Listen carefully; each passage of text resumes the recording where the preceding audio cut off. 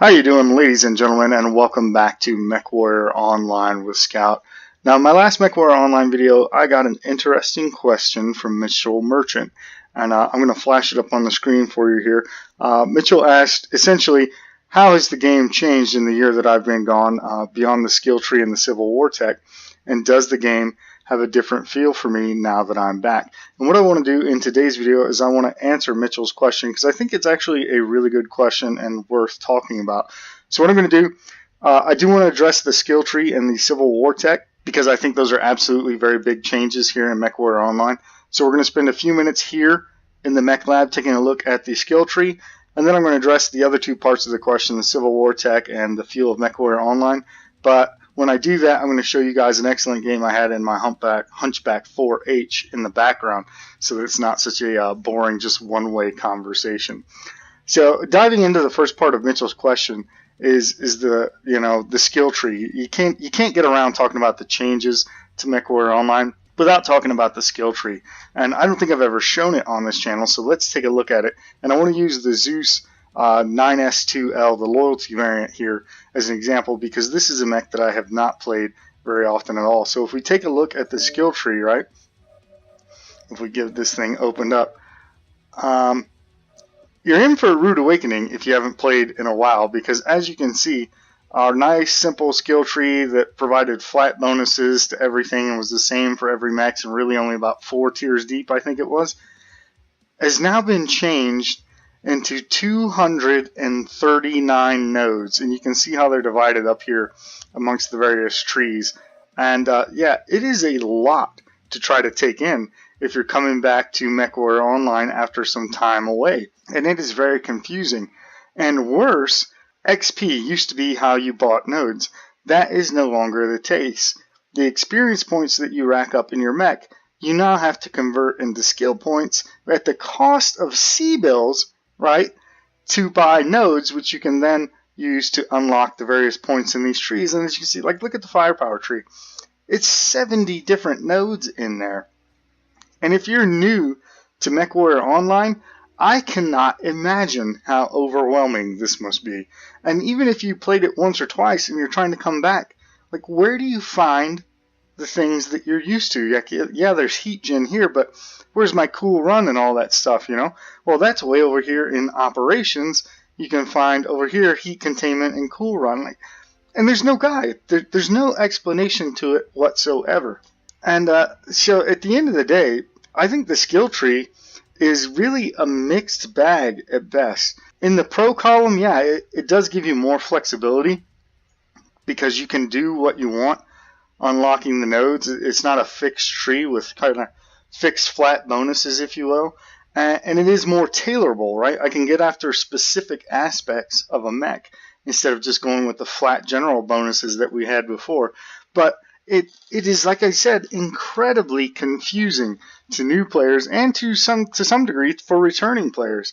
And on top of that, if you're a guy like me and you got nigh on to 100 mechs, imagine having to go through all these menus. Oh, I want to add SP. That's how I do it. Oh, well, am I using available skill points or am I purchasing skill points? Oh, how am I doing? Then I got to convert, and just trying to figure all this out without any real guide to do it is incredibly tedious. And even then, once you know what you're doing, you got to go through and do it for every single mech that you own.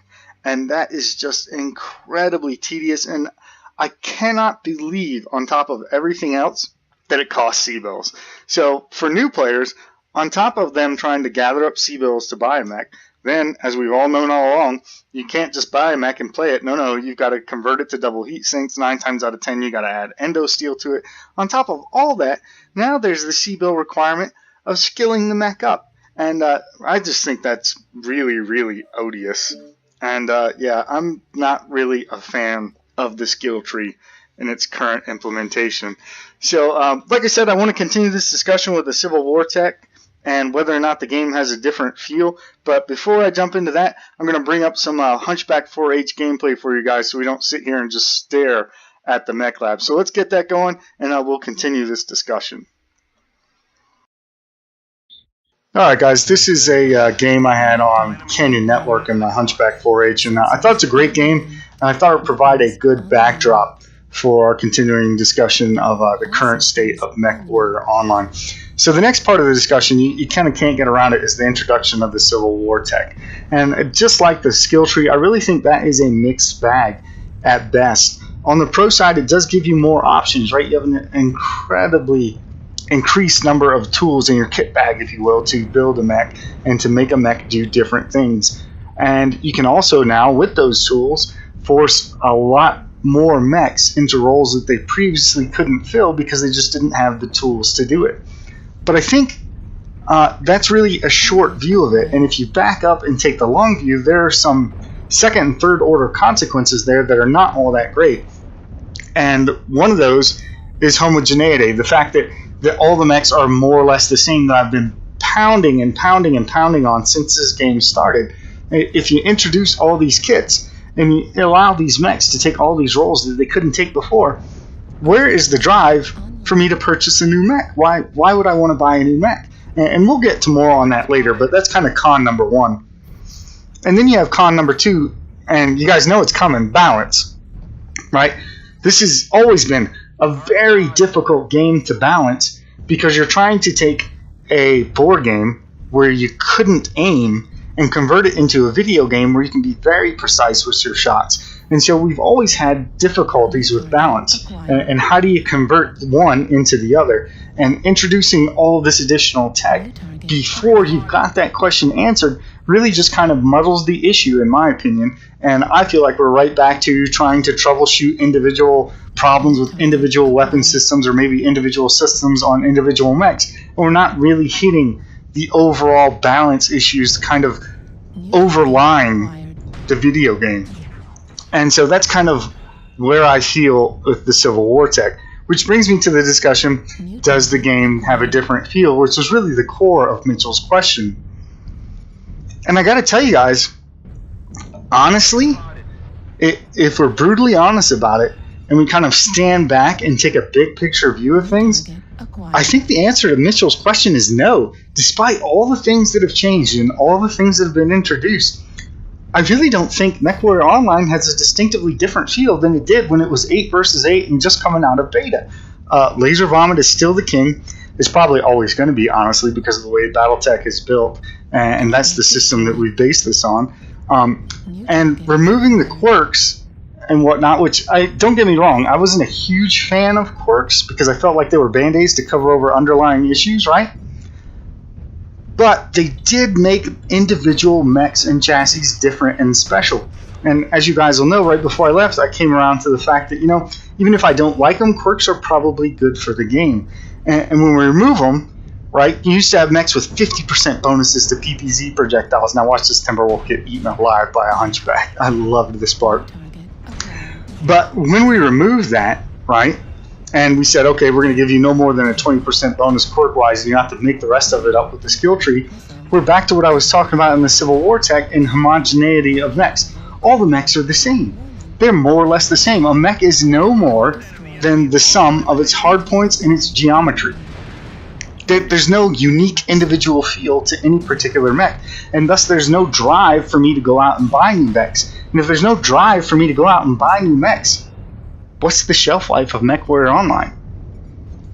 Because I would argue, as we punch this Masakari's face in, I would argue that the shelf life of MechWarrior Online is when I've got a mech that fits the roles that I want to fill in every particular weight class. And beyond that, I'm going to be buying mechs for C-Bells, not for cash. And once we reach that point, how much longer can MechWarrior Online last?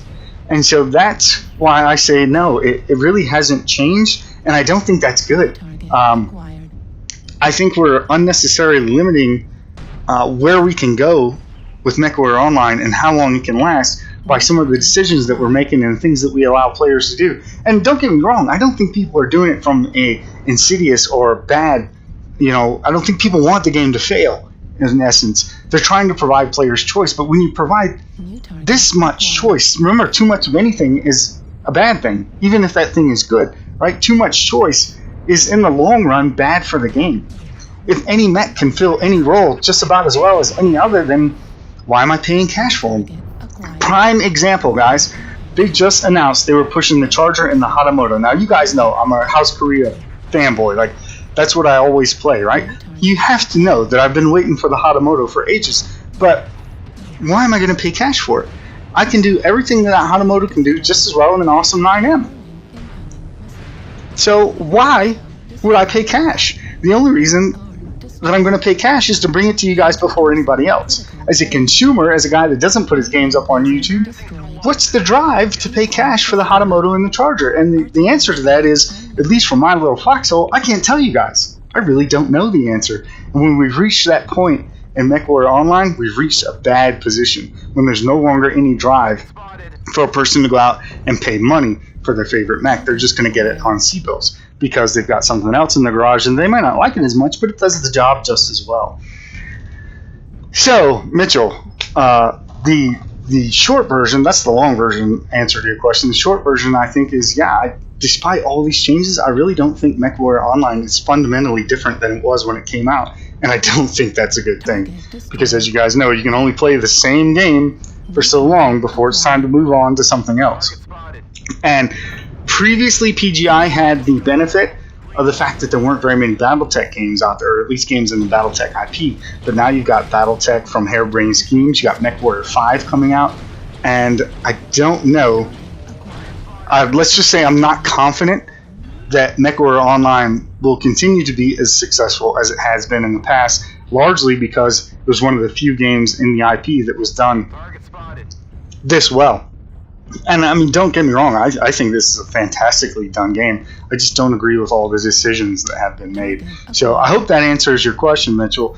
And let me know if you agree or disagree, if you have other points. And the rest of you guys too, feel free to throw them down in the comments down below. I was actually kind of thinking about throwing this video, a link to it, out to Russ and them over at PGI, just to kind of get the discussion going and try to think long term about the future of MechWarrior Online as I finally bite the dust, I should say, in my Hunchback. But after 3 kills and over 600 points of damage, I don't feel too bad about that. Plus, I think we killed, 2 Timberwolves and a Masakari and a Hunchback with level 1 weapons. So, yeah, I don't feel bad about that at all. And it wasn't much of a cheetah that took us down at the end. As you can see, he's about to get it by this Stalker packing LRMs. So, yeah, that's the end of the game. And I hope you guys enjoyed watching the game while we were having this discussion. I feel like it's one of the better games I had in the Hunchback 4H. I think we finished this up with 3 kills, 6 assists, 2 solo kills, 2 kills most damage dealt, and 663 points of damage. I call that a pretty good day in your little old Hunchback any day of the week. So, like I said, I hope I answered your question, Mitchell. Hope you guys enjoyed the discussion. If you have any comments, please feel free to leave them down in the section below. Drop a like if you can. And as always, thanks for watching. We will catch you guys on the next one. Bye for now.